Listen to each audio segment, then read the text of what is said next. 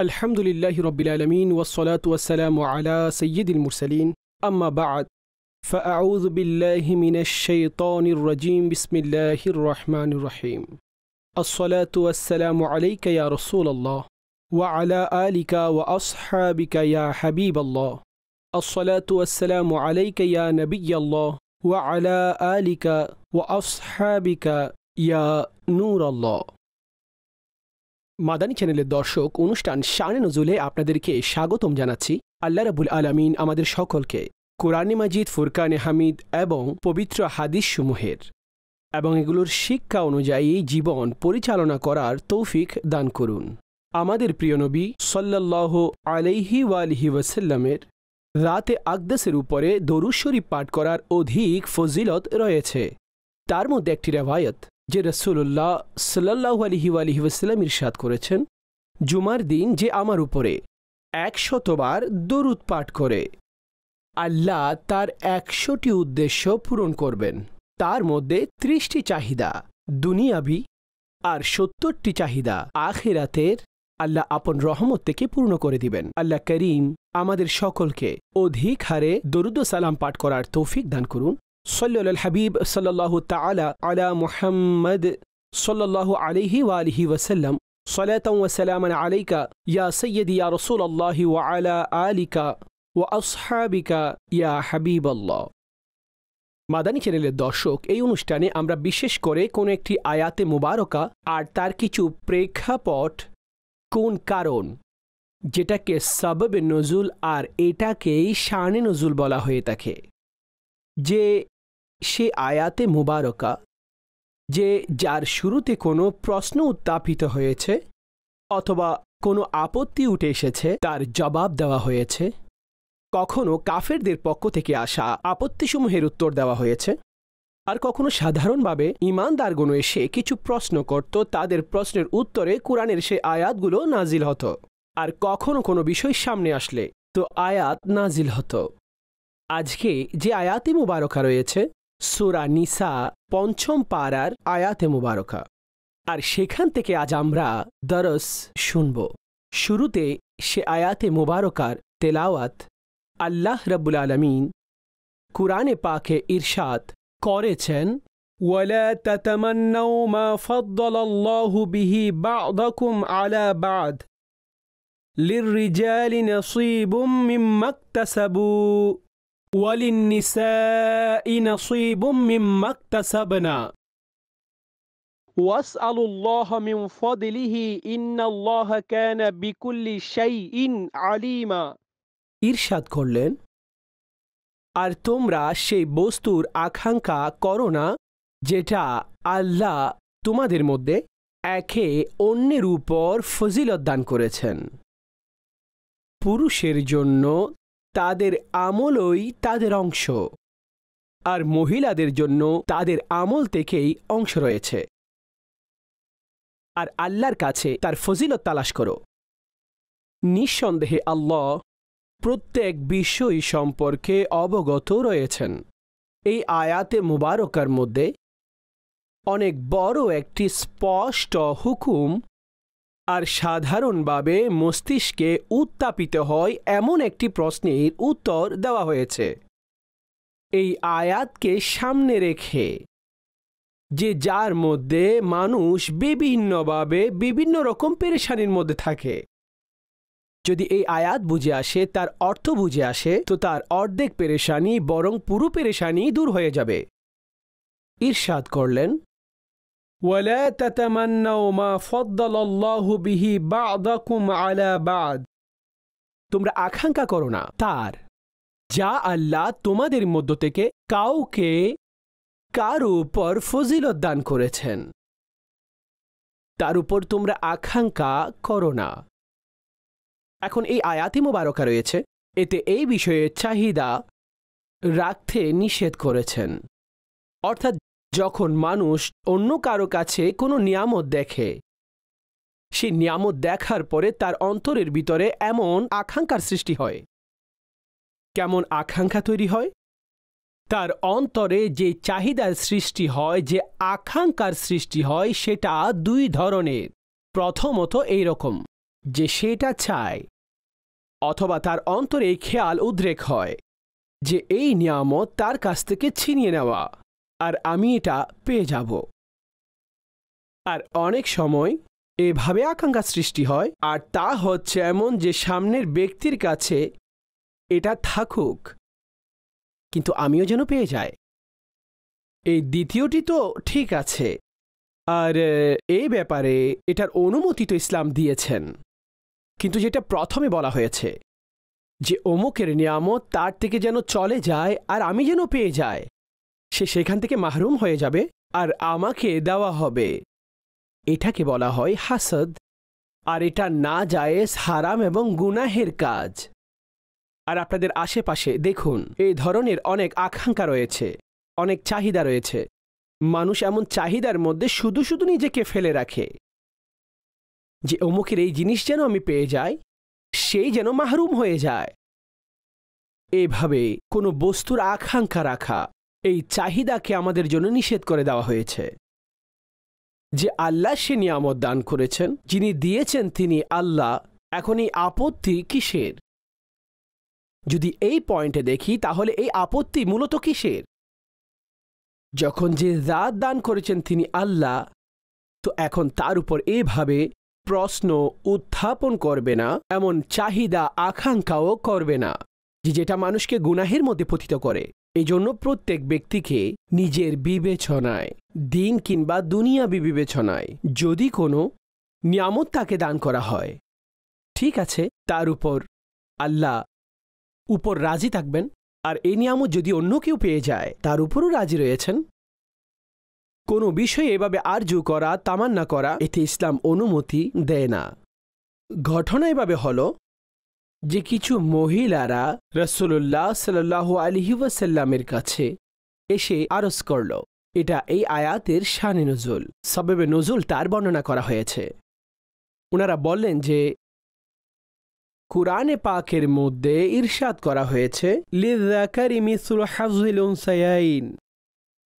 ইরশাদ এটা করা হয়েছে যে পুরুষের জন্য দুজন মহিলার সমান অংশ রয়েছে।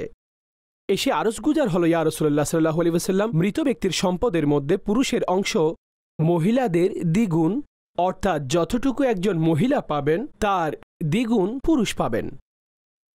তো পুরুষরা বললেন যে আমরা আশা করি, এতে পুরুষরা বলল যে আমরা আশা করি যে আখিরাতে নেকির ও সওয়াব আমরা দ্বিগুণ পাব।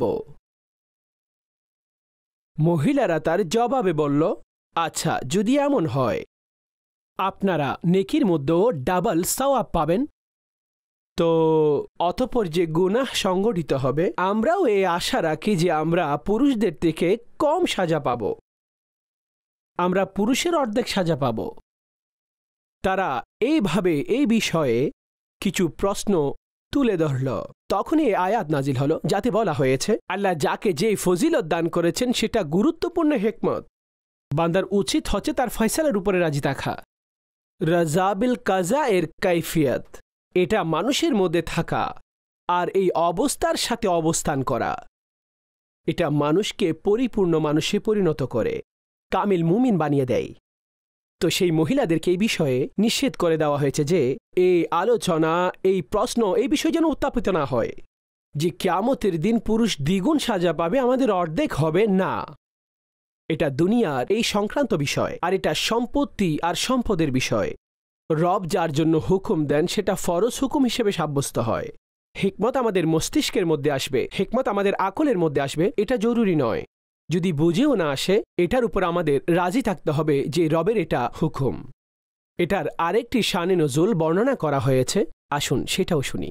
কিছু মহিলারা নবী করিম আলাইহিস সালামের বারেগাহে এসে এটাও বর্ণনা করলেন আর প্রশ্ন করল যে পুরুষরা বিভিন্নভাবে তাদের অবস্থানে পৌঁছে যাবে, সম্পত্তির মধ্যে অংশ অধিক, আল্লাহর রাস্তায় গেলে, জিহাদে গেলে সেখানেও তাদের জন্য সওয়াব অধিক আর বড় বড় পুরস্কার পেয়ে যায়। তো মহিলারা তো অনেক পেছনে রয়ে গেছে এই বিষয়ে। তো হুজুর আলাইহিস সালামের উপরে এই আয়াতে মুবারকতা নাজিল হয়েছে। অতঃপর সাথে সাথে নবী করিম আলাইহিস সালাম তাদেরকে এই বিষয়ে শিক্ষাও দান করলেন। পুরুষ সেখানে গিয়ে জিহাদের মর্যাদা লাভ করে আর এই সওয়াব অর্জন করে। আর মহিলারা যে যারা নিজেকে নিজেদের ঘরের মধ্যে আবদ্ধ রাখে, তো এই বিষয়ে নিজেকে ঘরের মধ্যে আবদ্ধ করে রাখাতে আর এখানে আল্লাহর ইবাদত করবে জিকিরের মধ্যে, সে নিজেকে মশগুল রাখবে আর ঘরে আবদ্ধ থাকবে। ইরশাদ করলেন তারা এইখানে থেকে সেই মর্যাদা পেয়ে যায় যা পুরুষরা বাইরে গিয়ে সেই জিহাদে শরিক হয়ে পায়। তো এইখানে এই বিষয়ে এই ফজিলত বর্ণনা করা হয়েছে। তো মাদানী চ্যানেলের দর্শক, আল্লাহ কুরআনের মধ্যে এটা স্পষ্টভাবে বর্ণনা করে দিয়েছেন যে তোমরা একে অন্যের ফজিলতকে দেখতে গিয়ে যা আল্লাহ তাদেরকে ফজিলত দান করেছেন তার আকাঙ্ক্ষার মধ্যে তোমরা পড়ে যেও না। অন্তর যদি প্রশান্তি চাও, যদি শান্তি দিতে হয় অন্তরকে, তো তার একটি সমাধান রয়েছে, আর সেই সমাধান হচ্ছে এটি যে মানুষ সেই সমস্ত বস্তু থেকে নিজেকে এক ধরনের বেপরোয়া করে দিবে। যদি কারো নিয়ামত দেখার পরে যদি পেরেশানি অনুভব হয়, তো তার পেরেশানি আরও বাড়তে থাকবে। কারো সৌন্দর্য দেখলেন, কারো আওয়াজ সুন্দর, কারো ব্যবসা ভালো, কারো চাকরি ভালো, কারো ঘর মকান সুন্দর, কারো কাছে ভালো গাড়ি রয়েছে। যদি ব্যক্তি এই ধরনের চিন্তায় তাকে আকাঙ্ক্ষায় তাকে, সে কি কখনো সুখী হতে পারবে? কখনো সুখী হতে পারবে না, সে পেরেশানির মধ্যে থাকবে। আচ্ছা, এমনও হয়ে থাকে এখন একজন ব্যক্তি একটি নিয়ামত পেল, জরুরি নয় যে সব নিয়ামত তার কাছে থাকবে। একজন ব্যক্তি সুন্দর, সে সৌন্দর্য পেল, তার কাছে সৌন্দর্য রয়েছে, টাকা নেই। এখন সে এটা দেখবে যে আল্লাহ আমাকে এই নিয়ামত দান করেছেন। আচ্ছা, টাকা নেই, তো এখন বলল যে আমার সাথে সৌন্দর্যের সাথে টাকা প্রয়োজন ছিল, তো তিনি সুন্দর হওয়ার পরও তিনিও পেরেশানির মধ্যে।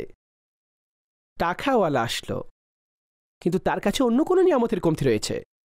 তার আওয়াজ সুন্দর নয়, তার মধ্যে সৌন্দর্য তার মধ্যে নেই, তার কাছে সে ইলম নেই, অন্য কোনো বিষয় তার কাছে নেই। এখন সে যদি এই বিষয়ে পেরেশানির মধ্যে থাকে, নিজেকে এটা চিন্তা করতে থাকে আমার কাছে এইগুলো নেই, সেগুলো থাকলে ব্যাপারটা আলাদা হতো, তো সেও পেরেশান। তো প্রথম জন পেরেশান যার কাছে সৌন্দর্য রয়েছে আর টাকা নেই, আর যার কাছে টাকা আছে সৌন্দর্য নেই, সেও পেরেশান। আপন জায়গায় ইনিও পেরেশান, আপন জায়গায় ইনিও পেরেশান। তো অন্তরে প্রশান্তি কোত্থেকে আসবে? অন্তরের শান্তি তখন আসবে যখন ব্যক্তি আল্লাহ রাব্বুল আলামিনের দেওয়া নিয়ামত সমূহের উপরে শুকরিয়া আদায় করবে আর বাস অন্য বিষয়গুলো থেকে বেপরোয়া হয়ে যাবে। সেটা অর্জনের জন্য যত প্রচেষ্টা তার কাছে তার সামর্থ্য রয়েছে সে করবে, কিন্তু এমন নয় যে আমি নিয়ে ছাড়ব, আমি এটা করেই ছাড়ব, অমুকের নিয়ামত সেটা অবশ্যই আমাকে পেতে হবে। তো প্রত্যেকের এই ধরনের চাহিদা তো পূরণ হওয়া সম্ভব নয়। যদি আমরা সাধারণ পরিবারগুলো দেখি, সাধারণ পরিবারগুলো এক ভাই লেখাপড়া করে আরেক ভাই করতেই পারে না। আচ্ছা, কারণ চিন্তা করলে তো অনেক সময় দেখা যায় যে কিছু জেনুইন প্রবলেম রয়েছে। আর প্রবলেম হচ্ছে এটা, কারো পিতার মৃত্যু হয়ে গেল, বড় ভাই ছোট ভাইয়ের পরিচর্যায় লেগে যায়, সে ঘরে ছোট ভাইয়ের বোনের জিম্মাদারি তার থাকে, সে পরিচর্যার মধ্যে লেগে যায়, তাদের খিদমত করে, নিয়ামতের কাজ, পুরস্কারের কাজ। সে অনেক সময় পড়তে পারে না কিংবা সেই লেভেলে পৌঁছতে পারে না, কিন্তু সে সুযোগ দিয়েছে ছোট ভাইদেরকে, সে সেই পর্যায়ে পৌঁছে যায়। বলার উদ্দেশ্য হচ্ছে এটা একটি ফ্যামিলির মধ্যেও পরিপূর্ণরূপে এক লেভেলের মানুষ থাকবে, এক ধরনের তিনজন হবে, এক ধরনের সৌন্দর্য হবে, মানের ক্ষেত্রে সমান হবে। তো আমার ভাইয়েরা, একটি ফ্যামিলির মধ্যেও সম্ভব নয়, এভাবে কখনো হয় না। তো আপনারা কিভাবে সকলে এটা মনে করে যে আমার এটা থাকা উচিত? যে এগুলো আল্লাহর কিছু বিষয়, যখন যাকে যেভাবে রব পছন্দ করেছেন তখন তাকে সেটা দান করেছেন। এটা আইন হিকমত রব আজ্জা ওয়া জালের, তার জন্যই সেই হিকমত, তার জন্য সেটাই উত্তম যেটা তাকে দেওয়া হয়েছে। অন্তরের প্রশান্তি এটাই যে ব্যক্তি নিজেকে নিবৃত করে নিবে। হযরতে আব্দুল্লাহ বিন আব্বাস রাদিয়াল্লাহু তাআলা আনহুমা ইরশাদ করেন, রাসূলুল্লাহ সাল্লাল্লাহু আলাইহি ওয়াসাল্লাম ইরশাদ করেছেন, যদি আদম সন্তানের কাছে সম্পদের দুটি পাহাড়ও থাকে, তখনও তারা পছন্দ করবে যে তৃতীয় পাহাড়টিও থাকুক। ইরশাদ করলেন, তার পেট তো মাটি পূর্ণ করতে পারবে, আল্লাহ তাআলা তাদের তওবা কবুল করবেন, যে তওবা তারা করবেন। এই আকাঙ্ক্ষা কখনোই কারো পূর্ণ হয়নি, আর না হবে। অর্থাৎ মানুষ লেগেই থাকে আর শয়তানের প্ররোচনায় চলে আসে। এই সম্পদ, ইজ্জত, প্রতিপত্তি, মালের মোহাব্বতে, প্রতিপত্তির মোহে, আপন পছন্দের এই সমস্ত জিনিস কি? এটা অনেক সময় মানুষকে আল্লাহর দ্বীন এবং আল্লাহর জিকির থেকে, স্মরণ থেকে মানুষকে এতটুকুই গাফেল করে দেয়, না জানি কোন কোন কাজে ফেলে দেয়। দ্বীনের নামে এমন অনেক জিনিস রয়েছে যাতে এই ধরনের অপ্রকাশ্য কাজে এবং অপ্রকাশ্য গুনাহের মধ্যে ব্যক্তি পড়ে যায়। একনিষ্ঠ দ্বীনি এলমের মাধ্যমেও কারো সাথে হিংসার মধ্যে সে লিপ্ত হতে পারে, যে অমুকের কাছে নিয়ামত কেন, আমার কাছে কেন নেই, তার কাছ থেকে ছিনিয়ে নেওয়া হোক, আমি যেন পাই। সেখানেও হিংসা হতে পারে। আর দ্বীনি পর্যায়েও হিংসা, সেটা অবশ্যই পাওয়া যায়। এমন হিংসা আছে। প্রত্যেক ব্যক্তির কথা বলছি না, কিন্তু প্রত্যেক ব্যক্তি নিজে নিজেকে তো অবশ্যই মনে করতে পারে। আচ্ছা, হুকুম এটি ইরশাদ করে দিলেন, আর সাথে এটাও রেওয়ায়েতের মধ্যে এই শিক্ষা দিয়ে দিলেন যে অন্তরের প্রশান্তি প্রয়োজন হলে তো সম্পদের দিক থেকে, যখন ব্যক্তি সম্পদের দিক থেকে নিজের চেয়ে নিচু মানুষকে দেখবে, আর নেকির বিষয় হলে তখন উপরের মানুষকে দেখবে, অন্তরে প্রশান্তি পেয়ে যাবেন আপনি। কেউ সম্পদশালী এমন কোনো ব্যক্তিকে যদি দেখে, মাসিক তার ইনকাম 20,000, 25,000, 40,000, কিন্তু সে যদি এই আকাঙ্ক্ষা রাখে যে যার লাখ টাকা স্যালারি তার মতো সে পেয়ে যাবে, তখন সে অশান্তিতে থাকবে। আর যখন তারই দৃষ্টি নিজের চেয়ে নিচু, অর্থাৎ নিচুর দিকে দেখে, সেই শান্তি পাবে, প্রশান্তি পাবে। দুনিয়ার এমন কোনো নিয়ামত, এটি ইরশাদ হয়েছে, তোমরা না শুকরিয়া করো না। নিয়ামত সমূহ নিজের উপর দেখো যা অন্যরা যেগুলো থেকে মাহরুম হয়েছে। এক বুজুর্গ রহমতুল্লাহ আলাই মসজিদ থেকে বাইরে বের হলেন, তো তিনি যাচ্ছিলেন রাস্তা ধরে, আর পায়ে জুতো ছিল না। আকাঙ্ক্ষা জাগ্রত হলো, আমার কাছে জুতো নেই। তো কিছুটা আগে অগ্রসর হলে দেখতে পেলেন একজন ব্যক্তি জমিনের মধ্যে আছেন যার পাই নেই, তার পাই নেই সাথে।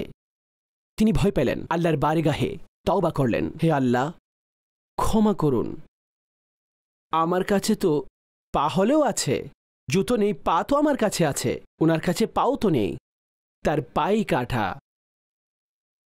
তো যদি ব্যক্তি দুনিয়াবী নিয়ামতের বিবেচনায় নিজের চেয়ে নিচু ব্যক্তিকে দেখে, তো সে প্রশান্তি লাভ করবে।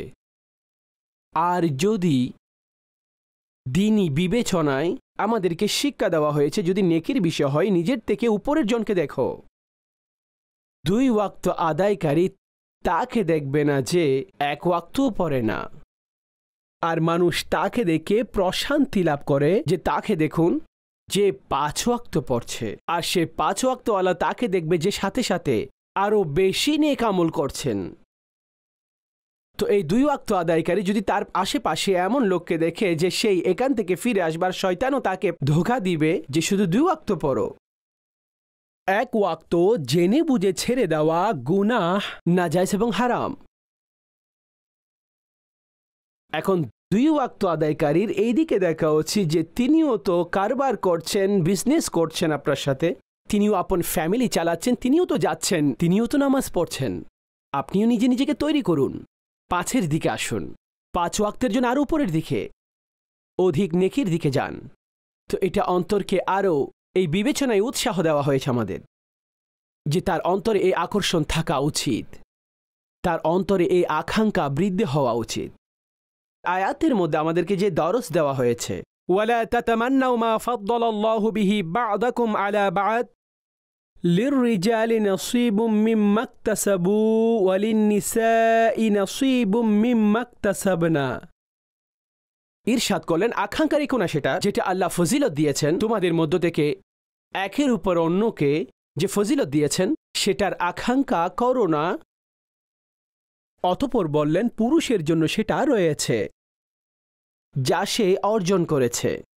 এখানে সওয়াব, নেকি, আখিরাতে প্রতিদান তাকে তার আমল অনুযায়ী, আর মহিলাদের জন্য তা যা তারা অর্জন করেছে। তো জরুরি নয় যে পুরুষ এই নেকির মধ্যে আরও অগ্রসর হতে পারে, আর মহিলাদের জন্য এমন অনেক আমল রয়েছে যাতে তারা নেকির মধ্যে অগ্রসর হতে পারে, যদিও ওনারা নিজেদেরকে নিজে এই দিকে তৈরি করে আর নেকি করে। অতঃপর ইরশাদ কি করেছেন? ওয়াসআলুল্লাহ মিন ফাদলি, ইরশাদ করলেন আল্লাহর কাছে অনুগ্রহ তালাশ করো, রবের কাছে ওনার অনুগ্রহ তালাশ করো। যখন আল্লাহর কাছে অনুগ্রহ চাইব আমরা, অতঃপর আল্লাহ অসংখ্য আমাদেরকে দান করবেন। আল্লাহর কাছে চাওয়ার অভ্যাস করুন। কোনো বস্তুর সওয়াব অধিক হওয়া অন্য কথা, কিন্তু যার উপর আল্লাহর অনুগ্রহ হয়ে যায়, জান্নাতে তো সেই যাবে যিনি রবের অনুগ্রহ পেয়েছেন। নিজের নেকিকে বিবেচনা করবেন না যে আমার কাছে নেকি অনেক হয়ে গেছে, এখন বাস আমার কাছে জান্নাত যাওয়াটা আবশ্যিক হয়ে গেছে, জান্নাতের ঈদ বাজেট হয়ে গেছে আমার জন্য।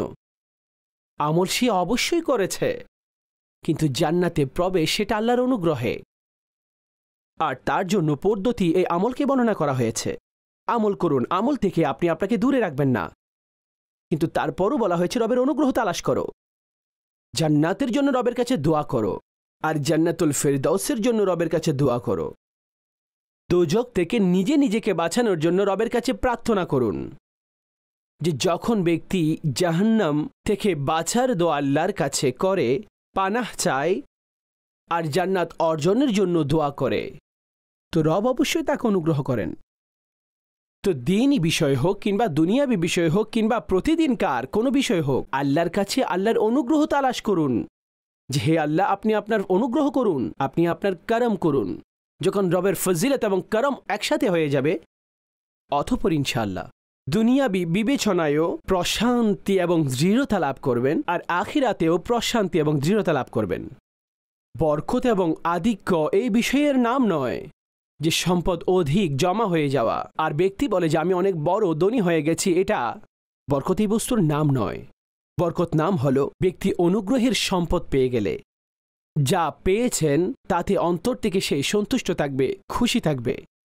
এখন সে 1 টাকার মালিক হোক, লাখ টাকার মালিক হোক, 1 কোটি টাকার মালিক হোক কিংবা 1 মিলিয়ন টাকার মালিক, যদি অনুগ্রহের সম্পদ হয় তো ঠিক আছে, অনেক উত্তম বিষয়, এই বিবেচনায় ব্যক্তি অনেক নেককার। কিন্তু যদি সম্পদ অধিক হয়, অনুগ্রহের সম্পদ নয়, তো তখনও সে সেই লালসার মধ্যে লিপ্ত রয়েছে, তখন সে সম্পদের মোহাব্বতের মধ্যে পড়ে আছে। তো আল্লাহর কাছে অনুগ্রহের এই সম্পদ প্রার্থনা করুন, যেটা আমরা বিক্রি করি, কিনি, অর্জন করি, তার আসল বরকত হলো এটা যে আমরা সেই বস্তুর ফায়দাও লাভ করি, সেই বস্তু থেকে খরচ করার পরে আমরা আন্তরিক দিক থেকে প্রশান্তিও লাভ করি। অন্তরের মধ্যে এমন অধিক খুঁতে যেন না হয়।